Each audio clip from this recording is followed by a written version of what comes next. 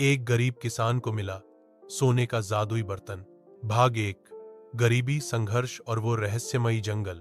बिहार के एक छोटे से गांव रामपुरवा में एक गरीब किसान रहता था।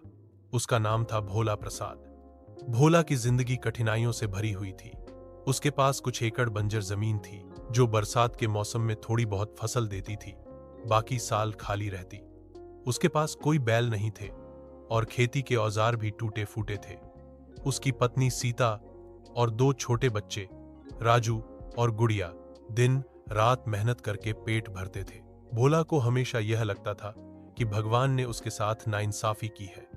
वह सोचता, मैंने क्या पाप किया है जो इतनी मेहनत के बावजूद भी एक रोटी ठीक से नसीब नहीं होती। गांव की बातें। गांव के लोग भोला का मजाक उड़ाते थे। जब वह गांव के कुएं से पानी भरने जाता तो लोग कहते, देखो फिर आ गया सबसे बड़ा आलसी किसान जिसके खेतों में खरपतवार ही फसल बनते हैं। भोला चुपचाप सह लेता।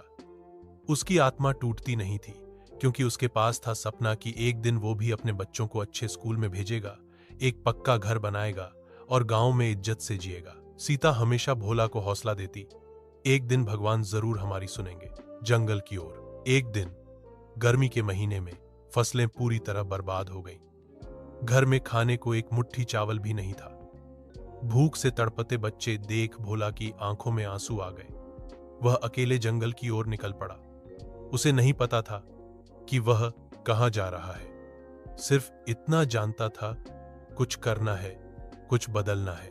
जंगल में कई घंटे भटकने के बाद वह एक बहुत पुरानी पेड़ों से ढकी गुफा के पास पहुंचा। वहां कुछ अजीब सी रोशनी निकल रही थी। पहली बार मुलाकात जादू से। गुफा के अंदर जैसे ही वह दाखिल हुआ, एक तेज हवा चली और सामने एक चमकता हुआ सोने का बर्तन प्रकट हुआ। बर्तन अपने आप घूम रहा था और उससे एक मधुर आवाज आई, भोला तू सत्य, मेहनत और भलाई का प्रतीक है। इस जादुई बर्तन ने तुझे चुना है। भोला चौंक गया। उसने पूछा, आप कौन हैं?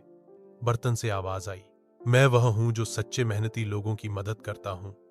जो इस बर्तन से सच्चे दिल से प्रार्थना करेगा उसे हर दिन सोने का एक सिक्का मिलेगा, लेकिन एक शर्त है, तू लालच मत करना। भोला ने सिर झुकाया और कहा, मैं वादा करता हूं, मैं इसका दुरुपयोग नहीं करूंगा। जैसे ही उसने बर्तन को उठाया, एक चमकदार रोशनी के साथ वह बर्तन गायब हो गया और उसके हाथ में एक छोटा चमकीला सिक्का था। जिंदगी में बदलाव। भोला ने उसी सिक्के को बाजार में बेचा और घर के लिए अनाज, बच्चों के कपड़े और कुछ जरूरी सामान खरीदा। अब हर दिन वह सुबह उठकर उस बर्तन से एक सिक्का पाता। वह सिर्फ जरूरत भर ही खर्च करता, बाकी गरीबों की मदद करने लगा। धीरे धीरे उसका नाम गांव में फैलने लगा। लोग अब उसे सम्मान से देखने लगे। उन्होंने भोला को गांव का सच्चा किसान कहना शुरू कर दिया। यहीं पर पहली बार संदेश। अगर आपको भोला की कहानी पसंद आ रही है तो नीचे like and subscribe and comment जरूर करें, ताकि हम ऐसे और प्रेरणादायक कहानियां आपके लिए लाते रहें। गांव वालों की जलन। कुछ गांव वालों को उसकी तरक्की अच्छी नहीं लगी। उन्होंने कहा, अरे इस भोला को जरूर कहीं से खजाना मिला है, नहीं तो ऐसा कैसे संभव है? भोला इन बातों पर ध्यान नहीं देता था। वो कहता, भगवान हर मेहनती का साथ देते हैं और जो मिल रहा है वो दूसरों के साथ बांटने में असली खुशी है। वह अब गांव में एक छोटी पाठशाला बनवाना चाहता था, ताकि उसके जैसे गरीब बच्चों को दूर तक पढ़ाई के लिए न जाना पड़े। खतरे की शुरुआत। लेकिन फिर एक दिन कुछ अजनबी लोग गांव में आए। उन्होंने सुना था कि किसी गरीब किसान को जादुई बर्तन मिला है। वे भोला के पीछे लग गए। उनमें से एक था बाबा तामस, जो एक तांत्रिक था और वह किसी भी कीमत पर वह बर्तन पाना चाहता था। उसने भोला के खेत में अपने जासूस भेजे, जो रात में उसके घर की तलाशी लेने लगे। भोला को इसका अंदाजा नहीं था। यहां दूसरी बार संदेश। कृपया करके कहानी अब रोमांचक मोड़ पर है। आगे क्या होगा जानने के लिए इस पोस्ट को like and subscribe and comment जरूर करें। भाग 2, तांत्रिक का षड्यंत्र और बर्तन की रक्षा। 2 बार like and subscribe and comment. तांत्रिक तामस का षड्यंत्र। तांत्रिक तामस एक अत्यंत खतरनाक और लोभी इंसान था। वह जादू टोने में माहिर था और काले तंत्र से शक्ति प्राप्त करने के लिए किसी की भी बलि देने को तैयार था। जब उसे पता चला कि भोला नाम के किसान के पास एक जादुई बर्तन है जो हर दिन सोने का सिक्का देता है, तो उसका मन ललचा गया। अगर वह बर्तन मेरे पास आ जाए, तामस सोचने लगा, तो मैं राजा बन जाऊंगा, सारा राज्य मेरी मुट्ठी में होगा। उसने 2 चेलों को भेजा, भीमा और कानू, जो गांव के ही लोग बनकर भोला के पास पहुंचे। भोला भैया, हम दूर गांव से आए हैं, मजदूरी की तलाश में हैं, हमें आपके खेतों में काम दे दीजिए। भोला तो सीधा सच्चा आदमी था। उसने उन्हें रहने के लिए जगह दी और खाना भी खिलाया। तामस की चालें। रात के अंधेरे में भीमा और कानू तांत्रिक को सारी जानकारी देते। कब भोला बर्तन को छूता है, कहां रखता है, कब बर्तन से सिक्का निकलता है। एक दिन तामस ने तय कर लिया, कल की रात ही मैं उस बर्तन को चुरा लूंगा। गुरुदयाल से मुलाकात। भोला को जब एक दिन सपने में एक बूढ़े संत दिखाई दिए, तो उसने सोचा कि यह कोई संकेत है। अगले दिन वह पास के ही एक आश्रम में गया, जहां गुरुदयाल नामक साधु रहते थे।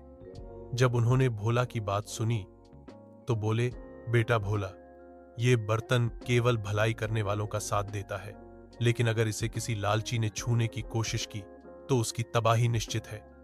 तुम सच्चे दिल से बर्तन की रक्षा करो। भोला ने सिर झुकाकर कहा, गुरुजी, मैं अपनी जान देकर भी इसकी रक्षा करूंगा। चोरी की रात, आखिर वो रात आ गई। जब भोला गहरी नींद में था, भीमा और कानू ने तामस को बुला लिया। तीनों चुपके से घर में घुसे और जैसे ही बर्तन को उठाया, एक तेज चीख गूंज उठी। चेतावनी, यह बर्तन अब नीच हाथों में है। बर्तन अचानक गर्म हो गया और तामस के हाथ जलने लगे। वो चीखा, आग, आग, ये जल रहा है। भीमा और कानू डर के मारे भागने लगे। पूरा गांव उस आवाज से जाग गया। भोला ने बर्तन को उठाया और अपने हाथ जोड़कर प्रार्थना की, हे देवता, इस बर्तन की रक्षा करो, जैसे आपने मुझ जैसे गरीब की है। और फिर हुआ चमत्कार। बर्तन से एक दिव्य रोशनी निकली और तामस, भीमा, कानू तीनों अंधे हो गए। तामस वहीं गिर पड़ा और जमीन चूमते हुए बोला, मैंने लोभ किया, मुझे क्षमा करो। गांव वाले दौड़ते आए और सब कुछ देख अवाक रह गए। गांव में उत्सव। भोला अब केवल किसान नहीं था, वह पूरे गांव का आदर्श बन चुका था। गांव के प्रधान ने उसे सम्मानित किया और बोला, हमारे गांव का भाग्य है कि भोला जैसा व्यक्ति यहां रहता है। हम सब मिलकर गांव का स्कूल और अस्पताल बनवाएंगे। भोला ने मुस्कुराते हुए कहा, बर्तन की शक्ति सिर्फ उसी के साथ रहती है जो सेवा करता है। यहां तीसरी बार संदेश। अगर आपको कहानी रोमांचक और भावनात्मक लग रही है, तो अभी like and subscribe and comment जरूर करें। आप सबका समर्थन हमें ऐसी और कहानियां रचने की प्रेरणा देता है। सच्चे विकास की राह। अब भोला ने पूरे गांव में बदलाव की लहर फैला दी। उसके पैसे से एक मुफ्त विद्यालय, एक सस्ते इलाज का केंद्र और एक पुस्तकालय बनाया गया। लोग अब कहते, भोला की वजह से हमारा जीवन बदला है। भोला ने अब तक किसी को नहीं बताया कि बर्तन उसे कहां से मिला। वो जानता था कि ईमानदारी और विनम्रता ही असली शक्ति है। लेकिन कहानी यहीं खत्म नहीं होती। एक दिन भोला के पास राजमहल से संदेश आया। यहां चौथी बार संदेश। क्या आप जानना चाहते हैं आगे क्या होगा जब भोला को राजा बुलाएगा? तो कृपया like and subscribe and comment जरूर करें।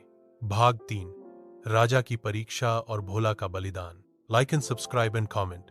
राजा का बुलावा। एक दिन भोला अपने खेतों में काम कर रहा था। तभी राजमहल से 4 सिपाही आए। उनके साथ था एक स्वर्ण पत्र। ग्राम रामपुरवा के भोला किसान को महामहिम सम्राट वीरेंद्र सिंह ने राजधानी बुलाया है। भोला चौंक गया। राजा को मुझसे क्या काम हो सकता है? पत्नी सीता ने कहा, जरूर उन्होंने तुम्हारे नेक कामों के बारे में सुना होगा। भोला ने बर्तन को उठाया, माथे से लगाया और राजधानी की ओर निकल पड़ा। राजधानी में स्वागत। राजधानी सिंहराजपुर में जब भोला पहुंचा, तो उसे राजमहल में विशेष आदर सम्मान दिया गया। राजा वीरेंद्र सिंह सिंहासन पर बैठे थे। उन्होंने भोला को देखा और बोले, मैंने तुम्हारी ईमानदारी, सेवा और बहादुरी की कहानियां सुनी है। ऐसे व्यक्ति को राज्य का रक्षक कहा जाए तो कम है। भोला ने सिर झुकाकर कहा, मैं एक साधारण किसान हूं महाराज। यह सब उस बर्तन की कृपा है। राजा ने मुस्कुराते हुए कहा, भोला, तुम्हारे बर्तन की शक्ति की हमें जरूरत है। राज्य पर संकट। राजा ने बताया कि राज्य के उत्तरी सीमा पर एक दुष्ट राजा भैरव सिंह ने हमला कर दिया है। उसकी सेना में एक तांत्रिक था जिसने सेना को अमरता का वरदान दे दिया था। हमारी तलवारें उनके शरीर को काट नहीं सकती। हमें कुछ चमत्कार चाहिए, कुछ दिव्य। भोला गहराई से सोचने लगा। उसने बर्तन को अपने सामने रखा और प्रार्थना की, हे जादुई शक्ति, क्या मैं अपने देश की रक्षा कर सकता हूं? बर्तन से जवाब आया, भोला, यदि तू अपनी जान दांव पर लगाए तो मैं तुझे ऐसा अमोघ मंत्र दूंगा जो दुश्मनों की माया तोड़ सके, लेकिन इसके लिए तुझे मुझे हमेशा के लिए त्यागना होगा।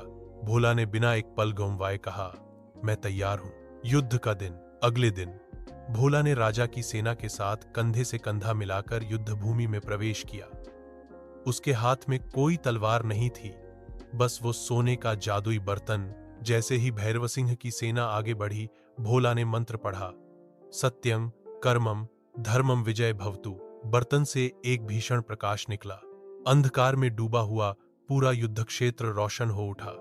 भैरव सिंह की सेना, जो अभिमान में चूर थी, वहीं जमकर पत्थर बन गई। तांत्रिक डर के मारे भाग गया, लेकिन प्रकाश की किरणों ने उसे भी घेर लिया और वह राख बन गया। भोला बेहोश होकर जमीन पर गिर पड़ा। राजा भागकर आए और उसे उठाने की कोशिश की, लेकिन वह बर्तन अब हाथ में नहीं था। अंतिम शब्द भोला की आंखें खुली। उसने धीमे स्वर में कहा, महाराज, ये बर्तन अब चला गया, लेकिन जब भी कोई सच्चा दिल सेवा करेगा वो शक्ति लौटेगी। और ये कहकर भोला की आत्मा स्वर्ग को चली गई। भोला की कहानी ने यदि आपके दिल को छू लिया हो तो कृपया नीचे like and subscribe and comment करें। यह प्रेरणा की लौ आप तक पहुंचती रहेगी। वर्षों बाद रामपुरवा गांव में आज भी एक बड़ा पुस्तकालय, एक स्कूल और एक छोटा मंदिर है। वहां एक पत्थर पर लिखा है, भोला किसान सेवा का प्रतीक। जिसने सोने का बर्तन पाया नहीं था, बल्कि खुद बर्तन जैसा बन गया था।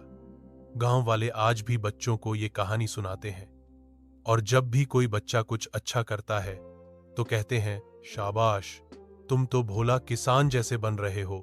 यहां छठी बार कृपया करके, अगर आपको यह पूरी कहानी पसंद आई तो like and subscribe and comment जरूर करें, ताकि हम ऐसे और लंबे, प्रेरणादायक और दिल छू लेने वाले किस्से आपके लिए ला सकें। आपका साथ हमारे लिए अमूल्य है।